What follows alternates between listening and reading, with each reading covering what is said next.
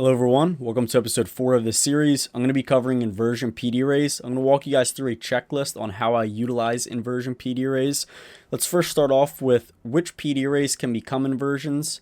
And before we even get into that, what's a PD array and an inversion? That may be your first question. A PD array is a premium discount array. ICT has labeled it the premium discount array matrix, and those are things like fair value gaps, order blocks, propulsion blocks, mitigation blocks, things of that sort are classified as a PD array. It's just a label for those specific signatures and price action. Every single PD array can become an inversion. You may ask what an inversion is. I'll show a little example right here. Let's say you have a bearish fair value gap, and that is classified as a SIBI, a sell-side imbalance, buy-side inefficiency. So you see something like this on the chart. Normally, right, if the draw on liquidity is lower, what do we anticipate for? We anticipate for price to return back to these and then see price expand away from them.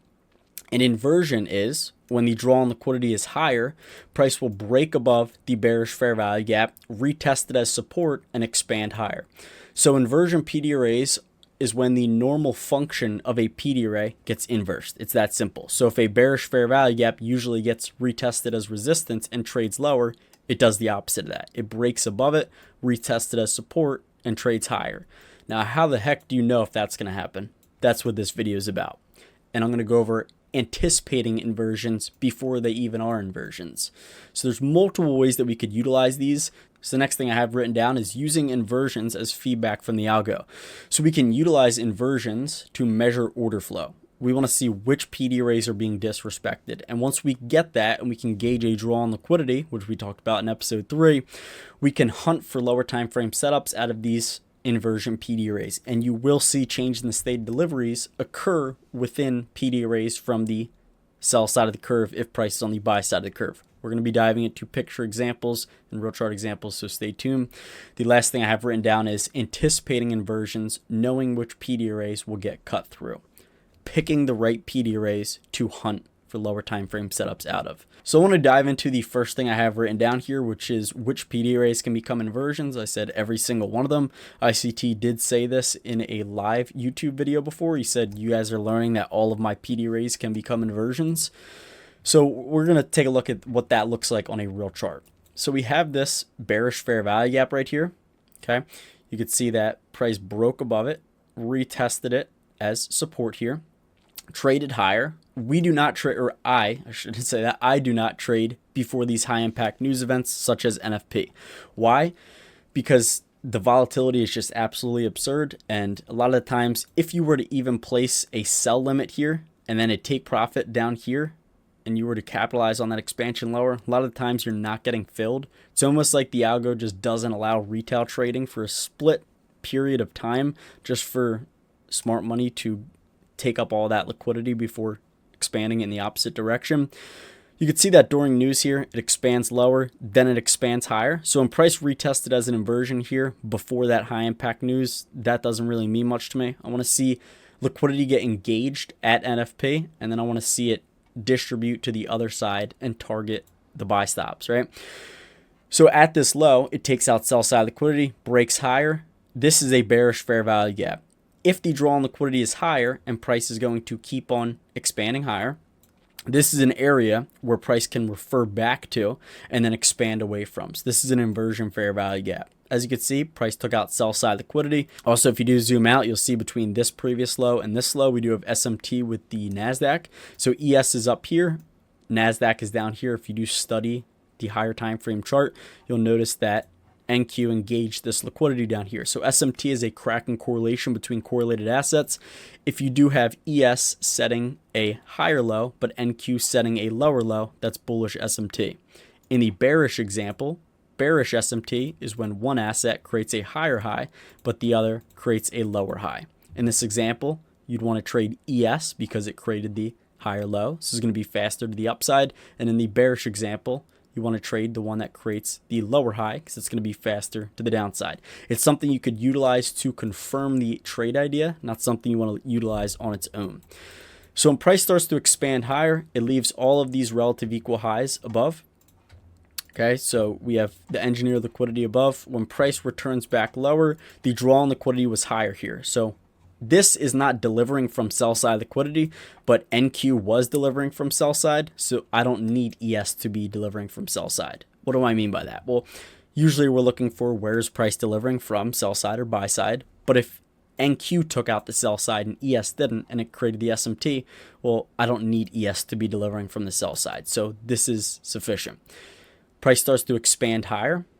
Okay, when 3 PD arrays break, you likely have the wrong draw on liquidity. So notice how it's cutting through all of these bearish PD arrays in here.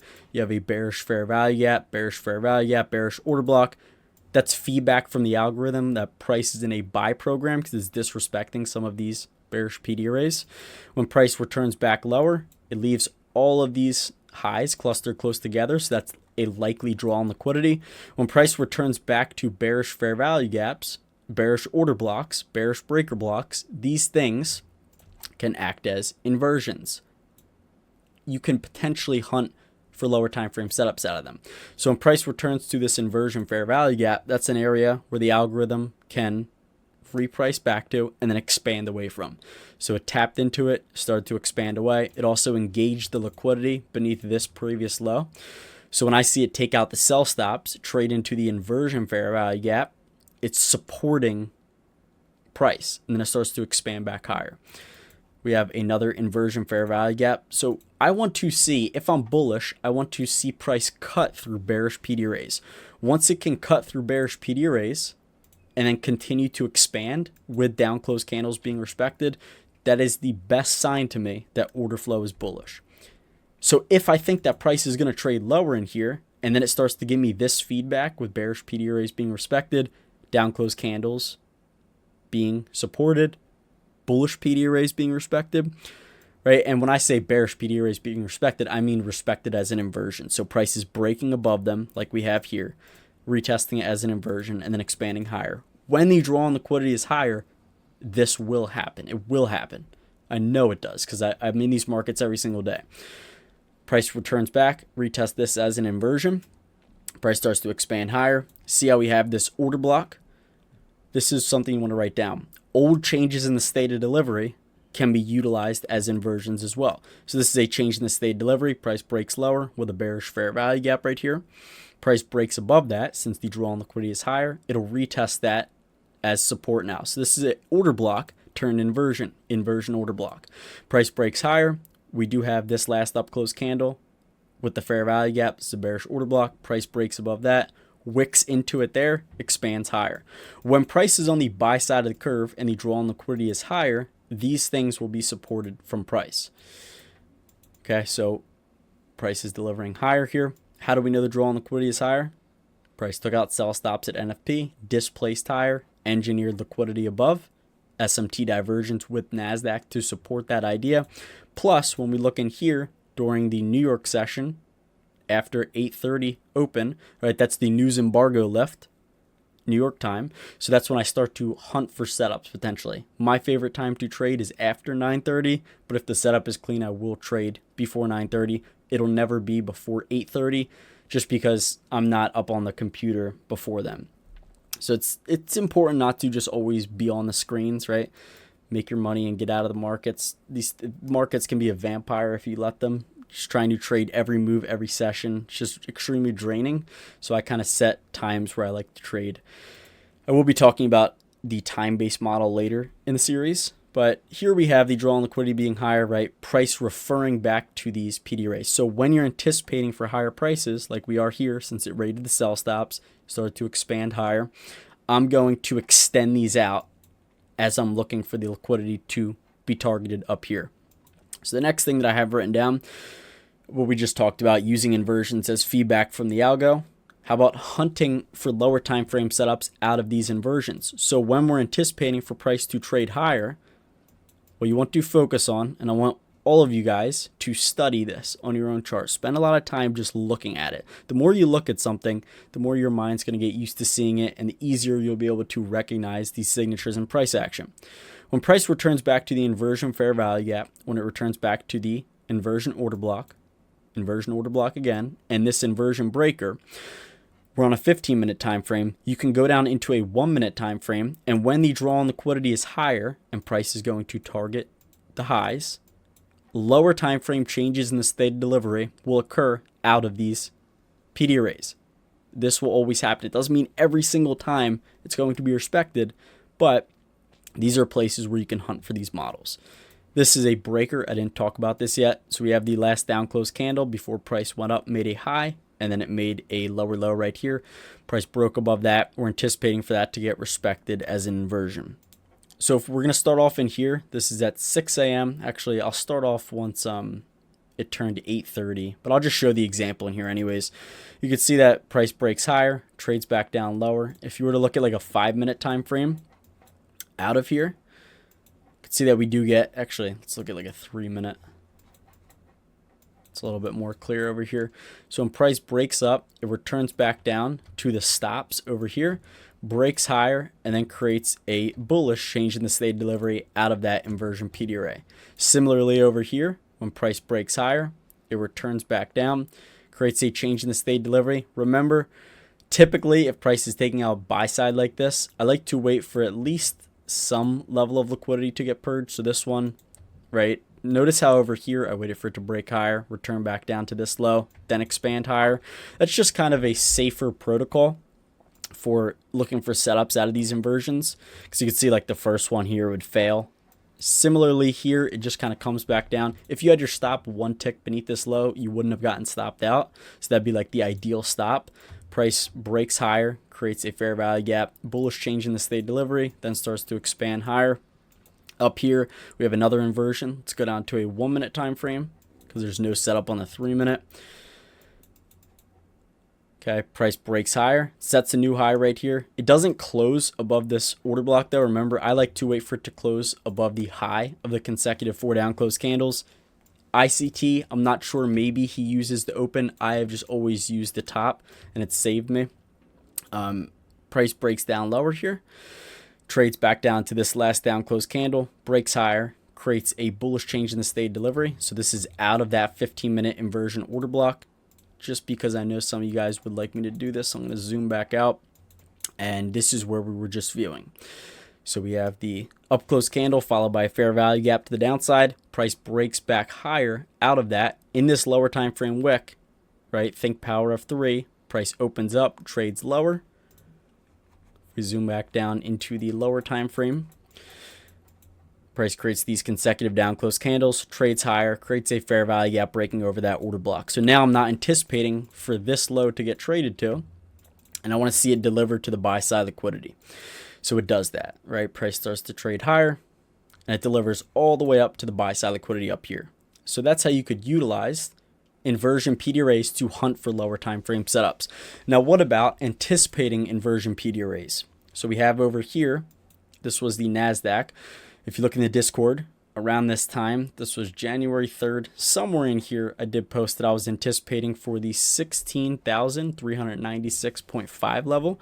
If we look on the 4-hour time frame, that was the 4-hour sell side liquidity right here. I was going to say sell stops. Same thing. We do have these relative equal lows. That was the likely draw. Why was that the likely draw?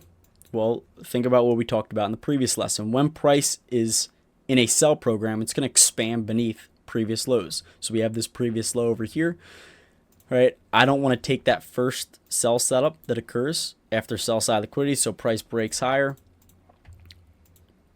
takes out this short-term high right here, breaks higher, trades back down lower, but price takes out the high and then expands lower. And notice how it tried to reverse here. So it tried to create a change in state delivery. Price started to drop lower. That failed.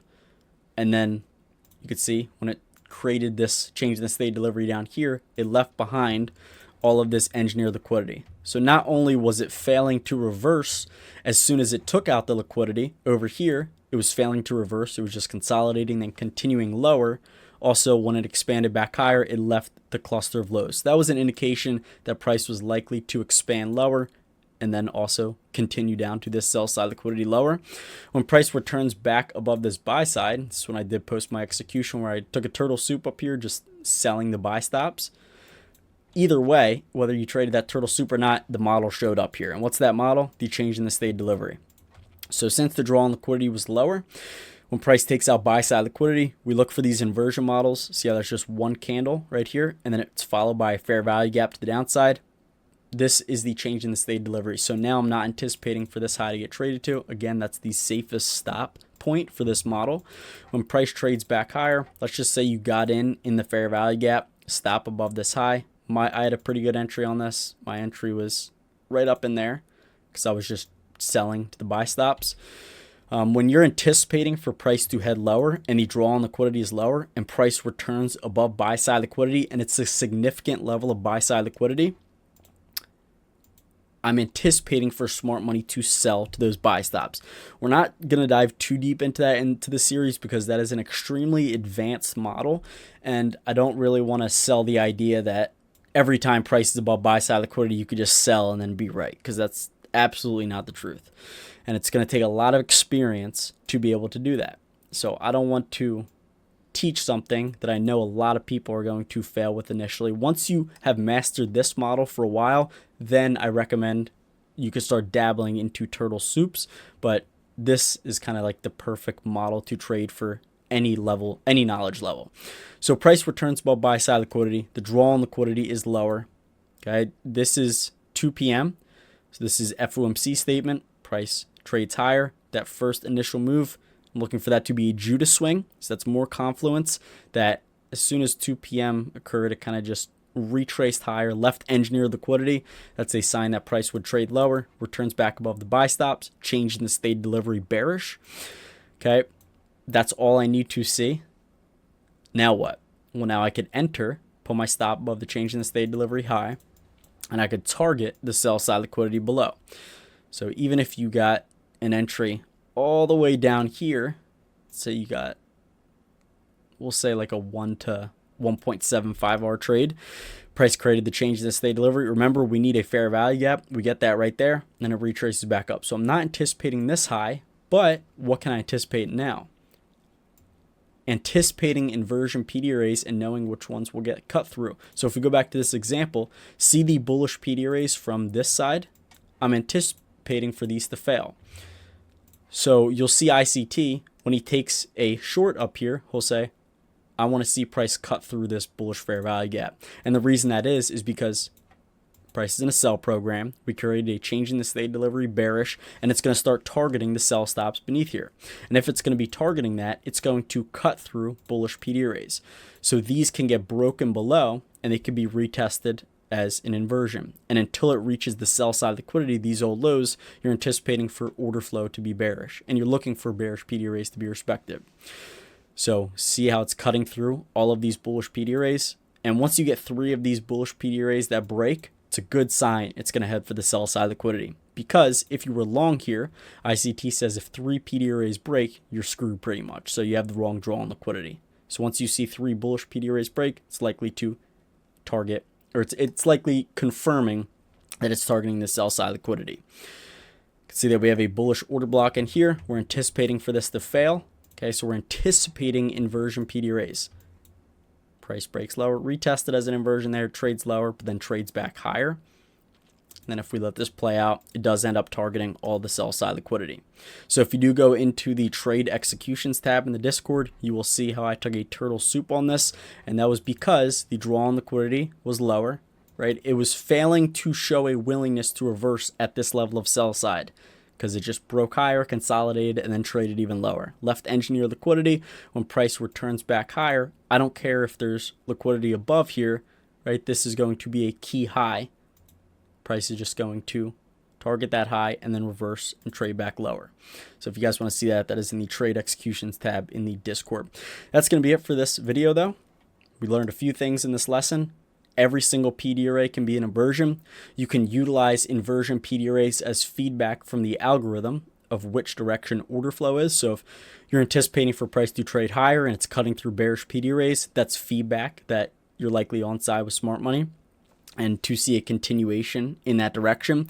And as you see a continuation in that direction, right, you're anticipating for all of the bearish PD arrays just to get cut through and retested as support, and you could hunt for lower time frame setups out of those.